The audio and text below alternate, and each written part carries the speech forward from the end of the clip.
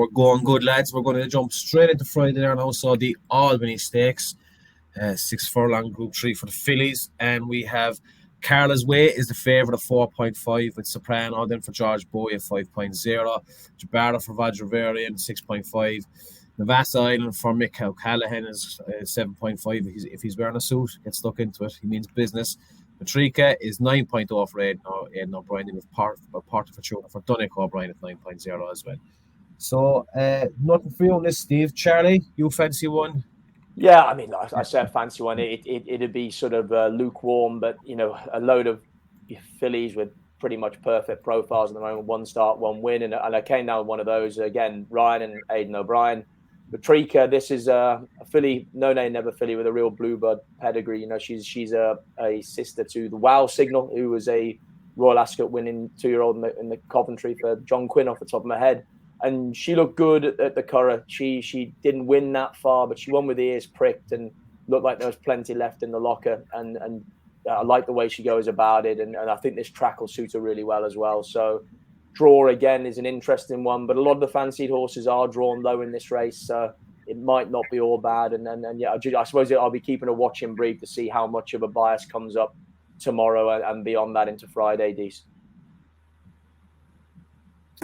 That's the job. Nice one, yeah. That's Matrika for Aidan O'Brien at 9.0 in the Albany. So the second race on Friday is the Commonwealth Cup or Cracken Renewal. Little Big Bear sits top of the market at 2.0, clear favourite, and apparently another strong chance for Aidan O'Brien. Sakir Roger Varon is 5.0. Then you have the Zoo for Frankie and Rafe Beckett is 9.0. Noble Style is 11.0. Then you have Shaquille for Julie Camacho is 13.0.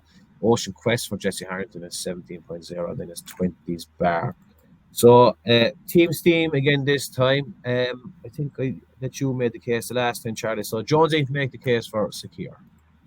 Yeah, this horse ran midfield in the Guineas, and I didn't think that. I know it's easy to say afterwards, but beforehand, I didn't think that this horse would stay a mile, especially on soft ground. And they're coming back to sprinting with a horse that last season looked top draw. Won the Mill Reef at Newbury by a street. Very impressive, and went through that like a quality horse. Clearly likes fast ground. It won at Haydock on fast ground before that. So going back sprinting, I think is just ideal for this horse. And although Little Big Bear is coming off the back of that win at Haydock, I mean, it was impressive, but although Bradsell was back in third, beating Should Have Been a Ring. That's no better. I mean, in fact, Sakir thrashed Should Have Been a Ring in the Mill Reef. So Little Big Bear for me is a bit short, considering Sakir has equal form, if not better. Charlie, anything to add? Yeah, I completely agree with a lot of that. I also didn't think his run in the Guineas was that bad. He kind of got stuck out a little bit on a wing as well. And the race kind of unfolded away from him, and he just fizzled back out of it. I really, really like this horse. I loved him last year. I think he's a very exciting talent. And yeah, this could be just what he wants. Your concern is, again, from what I heard a bit from the sort of Coolmore side of things, and they say Little Big Bear is Aidan's banker of the week pretty much. So that's worrying. My feeling about it was that he was short enough, and also, there was a strong bias at Haydock that day to come up the stand side, and he did all his racing up that part of the track. So I think there's real quality in against him, and the price he is kind of, I think it underestimates some of the horses he's got in against him. And yeah, I'm along with Jonesy. Sakir for me. And just a little podcast exclusive. Adele gave Dan a tip for Swing Along from Carl Burke. And she was, when he was on to during the week, she told us she couldn't come on the podcast. We miss you, Adele. You can come back anytime. Swing Along is in there at 25.0. So if you're having a little each way bet as well, he might be one to look at. We'll be going to 6 places on the Commonwealth Cup. Okay, on to the next one. So where are we? The Duke of Edinburgh Stakes, the 340. So we have Alan Fair's 5.5, Chmoosis Fox is 7.0, and Nagano for Roger Varon is 9.0, and Okita Sushi is 9.0. No bet few again in this one, Steve. Charlie, do you want to make the case? Yeah, Chimusius Fox for me. He's 2 from 2 this season since he's been gelded, and I thought he won tidy the last day again at Newmarket. Hit the line very strong. Form of the race hasn't really worked out, but I wouldn't hold that against him. I think the £7 rise he got was more than fair. Listening to Andrew Balding talk, I think they view this horse as a potential group horse as well, which you need to be, as Jonesy's already said, to win these races at Royal Ascot, and I just think there's plenty more to come from this horse. I think he's got real scope. 4-year-olds have an excellent record in this race as well. I think they've won 7 of the last 10. Only concern is that he's drawn single figures, and again, I'm not sure a horse from a single figure draw has won this last 10 years, but hopefully Oisin can get him out the gate and a nice positive ride, so maybe track position won't be as big a concern, that he won't get trapped in down the rail if he's slowly away. So Chimusius Fox for me. Again, I'll probably back him win and place if we're getting 8.0 this. Yeah, we'll give you 8.0 on that. He's currently available at 7.5, but you can stick in an offer on the exchange and you might get lucky. That's the beauty of it. For once, yeah. Yeah. Get the drift. Okay, on to the, I suppose, the feature race of the day, the Coronation Stakes. And Dermot Wells, Tahira, another super horse for them, is head the mark at 1.61. Meditate, who won at the Royal Meeting last year, is 5.5. Queen Few was 6.5 for John Gosling. And you have Sounds of Heaven for Jesse Harrington is 11.0. So you're both on Tahira, but as a no bet, have you entered, Steve? Can you make the case why she's going to win, but why she's no bet? I would have backed her to get to reverse the Guinness form with Marge. Had Marge made it here, I think this Tahira is absolutely top draw, and she showed it the Curragh when beating Meditate quite easily. I thought that was a quality performance from a horse in a classic, and I just think she's going to keep getting better and better the further she progresses. She beat Meditate last year as well in the Group 1 in the Moyglare Stud Stakes on soft ground. I don't think she's got any problem with quicker ground. I just think she is absolutely top drawer, and she'll probably stay a fair bit further. She'll certainly take 10 furlongs, but she's just, for me, head and shoulders above this lot. Thought Queen For You might run well. Only had 2 starts. If you like forecast bets, she won first time up. That was only early last month, so she's not she's open to a lot of improvement, this horse, and she'll probably be better as the season goes on. She's a nice filly, and she was maybe a little bit unlucky. It was only the fact that she was so inexperienced that she didn't beat Sounds of Heaven last time, and Sounds of Heaven is a really nice prospect herself, trained by Jesse Harrington. So if you want a forecast bet, it would be Tahira and Queen For You, but Tahira, I'm really looking forward to her seeing her run in this, just because I love the horse. I think she's a beautiful filly. And that, Charlie? No, beautifully put by Jonesy. It's a shame that Morge isn't there, because I think it does take away from the race a bit. I'd have been looking forward to that clash. For all that, again, I would have been with Tahira. Nice one.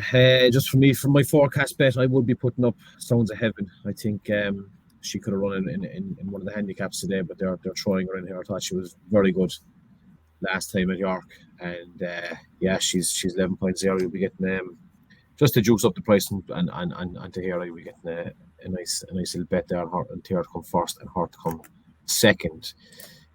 Onto the 5 o'clock, the Sandringham 1 mile fillies handicap, nice and easy. Capice is the fav at 6.0. Jackie O is 8.0. Dream of Love for Charlie Appleby is 11.0. Girl Racer for William Haggis is 12.0. Then you have Mabel Artiste for Joseph O'Brien is 13.0, with Zoe Innocent at 13.0 as well.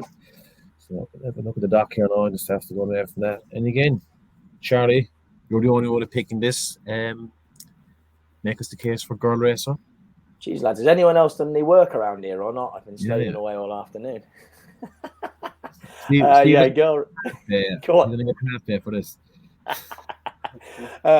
Girl Racer for me, as in only made her debut in March in the best hands, William Haggis, and won a maiden round Wolverhampton, was pitched straight in the Nelgwyn at Newmarket and ran okay. Was only beat 5 lengths behind Mama's Girl. And then if you want to go back and watch the race at Haydock, I mean, how she didn't fall when she stumbled coming out the gates, and more impressively, how Tom Marquand stayed on her back, I do not know, and lost all chance and ran unbelievably well, to be fair, to only be beat just over 3 lengths. Because like I say, once she did that, the race was completely gone.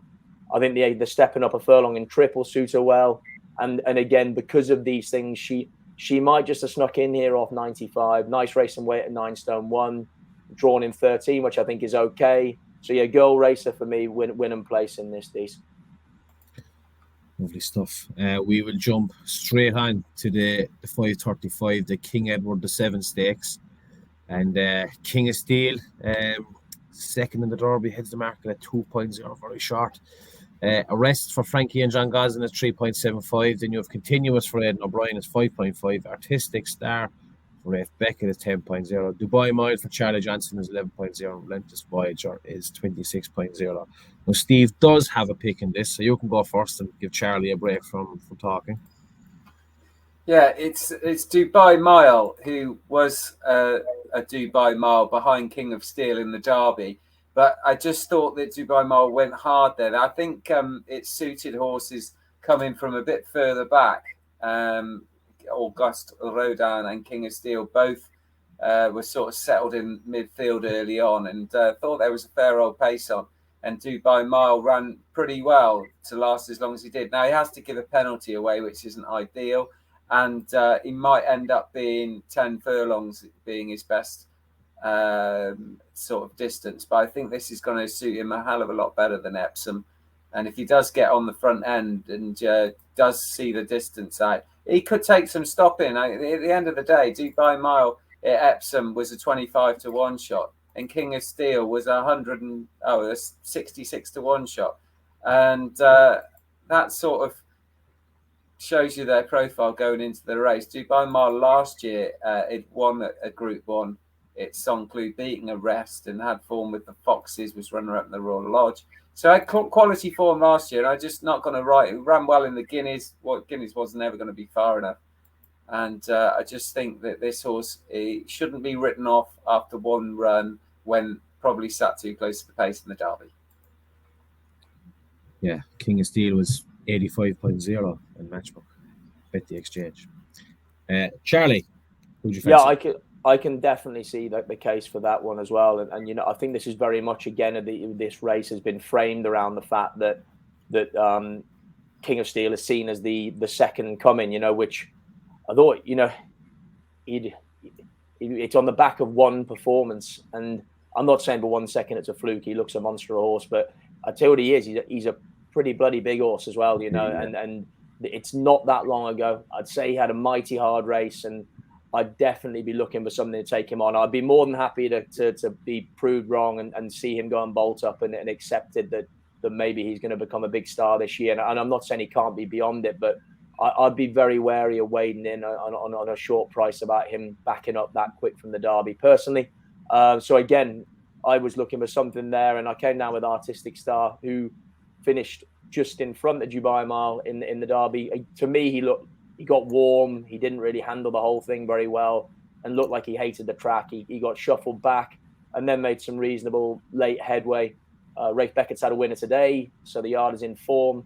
And I think he'll be way more suited by this more conventional track and the sort of long sweeping uphill finish that it's going to provide. And again, I think a smaller field will help him a lot. So Artistic Star for me at 10.0, I think it's a reasonable bit of value. But like I say, you're getting value on most of them because they're so short about the favourite for me. Yeah, couldn't get over how big King of Steel was when he was taken out of the stalls at Delente. He was just a massive horse. So that's the Artistic Star 10.0 for Charlie and Dubai Mile at 11.0 for Steve. We'll jump on to the worst named race of the week, the Palace of Holyrood House Stakes. 5 furlong handicap to finish off the day on Friday, and it looks like there's been a George Bowie, Plot Job, sitting on top of the market. Conquistador is 6.0, well backed already. Tuala is 11.0 for Charlie Fellows, and your Frankness Friends of Balding is 13.0. Rockin' End is 13.0. Tattersall is 13.0 for Mikey Dodds. Azure Angel for Roger Vera is the first resort with 15.0, and it's big prices than the rest. So, Steve, you're sitting this one out again. Fair play. Charlie, who do you fancy? Again, I came down with the horse that's done me a turn already in Tattersall. He was really good at Epsom. He's got bags of speed. This horse, he's put up 7, but I still think he's on an upward curve, and he's at the right end of the handicap to be doing that. You've got to be very wary of George Bowie plotting something out. But how many places are we offering on this, Dees? Oh, I don't have him up yet now, Charlie, but it'll be 6 or 7 at least. Yeah, exactly. So, we've got a horse who's won 2 of his last 3 starts, a career best last time, and is on an upward curve, and you're getting 13.0. I just can't see him not giving you a seriously good run for your money. And with that sort of places on offer, win and place for me, Tattersall in the last on Friday.